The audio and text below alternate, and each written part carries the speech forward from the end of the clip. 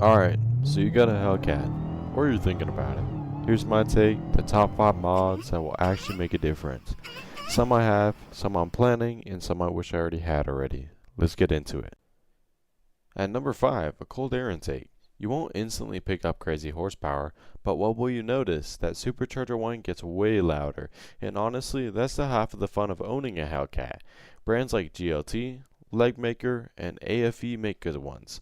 Plus, it helps the engine breathe better, which is better for performance overall. This is an example of what it sounds like after a cold air intake. Let's hear it.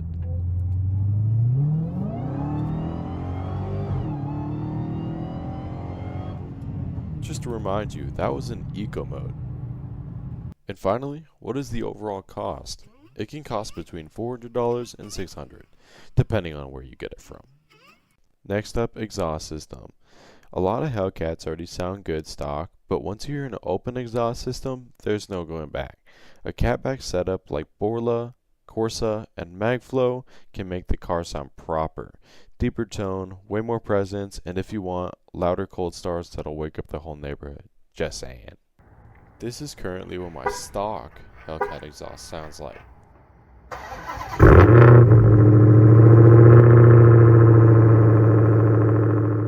Finally, what is it going to cost you? Depending on where you get it from, it's going to cost you around $1,000 to $2,000. Pulley swaps are where things get serious. By shrinking the supercharger pulley, you spin it faster, meaning more boost, more air, and way more horsepower. With a tune dialed in, it can easily push you into the 750 horsepower range, depending on where you set it up.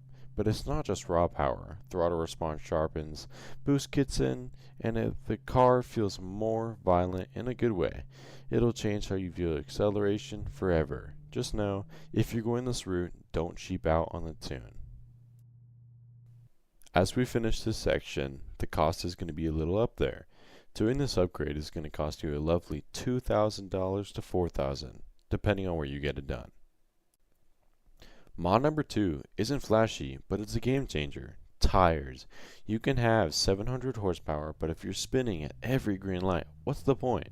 Good street tires or rag radials like, I apologize if I don't say this correct, Naito's NT 555Rs or Mickey Thompson's completely change how the car feels.